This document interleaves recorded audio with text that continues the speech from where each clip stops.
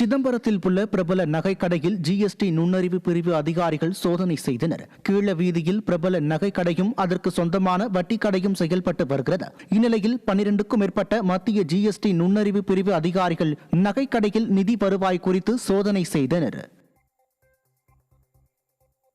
நீலகிரி மாவட்டம் பந்தலூர் அருகே சாலையை சீரமைக்காததை கண்டித்து கிராம மக்கள் குழந்தைகளுடன் நகராட்சி அலுவலகத்தை முற்றுகையிட்டு போராட்டத்தில் ஈடுபட்டனர்.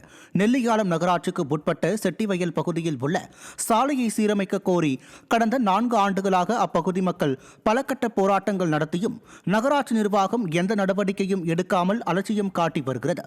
இதனை கண்டித்து நகராட்சி அலுவலகம் முன்பு தங்கள் குழந்தைகளுடன் கிராம மக்கள் முற்றுகை போராட்டத்தில் ஈடுபட்டதால் அப்பகுதியில் பரபரப்பு ஏற்பட்டது. சென்னை அம்பத்தூர் அருகே உள்ள கருக்கு பகுதியில் சாலையில் விழுந்த பள்ளத்தை மூடும் பணி ஆமை வேகத்தில் நடைபெற்று வருவதாக குற்றச்சாட்டு எழுந்துள்ளது.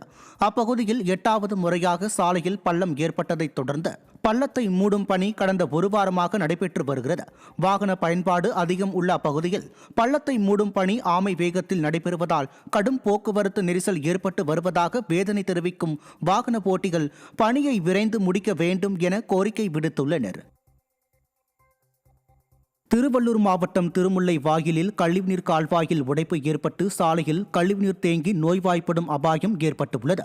பொதுமக்கள் வாகன போட்டிகள் அதிகம் பயன்படுத்தக்கூடிய பகுதியில் கழிவுநீரால் கடும் அவதிக்குள்ளாகி உள்ளனர். மேலும் சாலையில் திரியும் நாய், மாடு போன்ற உயிரினங்கள் தாகத்திற்கு கழிவுநீரை குடித்து செல்லும் அவலநிலை ஏற்பட்டுள்ளது. இதுகுறித்து விடியாத விளம்பரமாடல் அரசின் மாநகராட்சி அதிகாரிகளிடம் தகவல் தெரிவித்தும் இதுவரை கண்டு கொள்ளவில்லை என பொதுமக்கள் வேதனை தெரிவித்துள்ளனர். செங்கல்பட்டு மாவட்டம் சேலையூர் பகுதியில் உள்ள சுதந்திர போராட்ட தியாகி திருப்பூர் குமரன் பூங்காவில் அரசு கட்டடம் கட்டுவதற்கு எதிர்ப்பு தெரிவித்து பொதுமக்கள் போராட்டத்தில் ஈடுபட்டனர். சேலையூர் பகுதியில் உள்ள திருப்பூர் குமரன் பூங்காவிற்குள் அரசு கட்டடப் பணிகள் மேற்கொள்ளப்பட்டுள்ளது. இது பூங்காவின் பரப்பளவை குறைக்கும் வகையில் உள்ளதாக குற்றம் சாட்டி அப்பகுதி மக்கள் பூங்காவின் முன் போராட்டத்தில் ஈடுபட்டனர். திறனற்ற திமுக அரசு தொடர்ந்து மக்கள் விரோத போக்கில் நடந்து கொள்வதாக மக்கள் குற்றம் சாட்டியுள்ளனர். ஊராட்சியாக இருக்கு சொல்லுவேன், தாம்பரம் ஊராட்சி பேரூராட்சியாக இருக்கு சொல்லுவேன் இந்த பார்க்கு. அதுக்கப்புறம் இப்போ நகராட்சி ஆகி மாநகராட்சி ஆகிது. இப்போ போய் எடுக்க பார்க்குறாங்க. அது எந்த விதத்துலேயும் ஜனங்களுக்கோ ஊருக்கோ நல்லது கிடையாது. அதனால் இதை பூங்காவை சீரழிக்கிறத வன்மையாக கண்டுகிறோம், அனுமதிக்க மாட்டோம். கடலூர் மாவட்டம் தாழக்கூடாவில் கடல் முகத்வாரத்தில் மணல் திட்டுக்களால் படகுகள் கடலுக்கு செல்ல முடியாததால் மீனவர்கள் போராட்டத்தில் ஈடுபட்டனர். தென்பெண்ணை ஆற்றின் முகத்வாரம் பெயரளவிற்கு தூர்வாரப்பட்ட நிலையில் மணல் அகற்றப்படாமல் கடலுக்குள் படகுகள் செல்ல முடியாத நிலை ஏற்பட்டுள்ளது. இந்த நிலையில் மீனவர்கள் மீன்பிடிக்க கடலுக்கு செல்லாமல் செயலற்று கிடக்கும் மீன்வளத்துறையினரை கண்டித்து போராட்டத்தில் ஈடுபட்டனர்.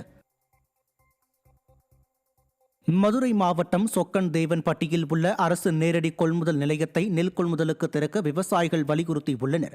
46 லட்சம் ரூபாய் மதிப்பீட்டில் கட்டி முடிந்த அரசு நேரடி கொள்முதல் நிலையம் கட்டிடம் இதுவரை திறக்கப்படாத நிலையில் 30க்கும் மேற்பட்ட தனியார் நெல் கொள்முதல் நிலையத்திற்கு தீய சக்தி திமுக அரசு அனுமதி வழங்கியுள்ளதாக விவசாயிகள் குற்றம் சாட்டியுள்ளனர். இதற்கிடையே சொக்கன் தேவன்பட்டி அரசு நேரடி நெல் கொள்முதல் நிலையத்தை உடனடியாக திறந்து பயன்பாட்டுக்கு கொண்டுவர விவசாயிகள் வலியுறுத்தியுள்ளனர். விவசாயி ரொம்ப சிரமத்தில் வராங்க. சிரமத்தில் வாழ்ந்ததுனால இந்த அரசு என்ன கொள்முதலுக்கு இது கொடுக்கறதுக்கு இவ்வளோ யோசனை பண்ணுது. இல்லை லஞ்சம் வாங்கிட்டு பண்ணுதுங்களா, என்ன அது முறைன்னு தெரியல. நாங்கள் மனு கொடுத்து எத்தனை ஆட்சியர்கிட்ட போராடிட்டோம்.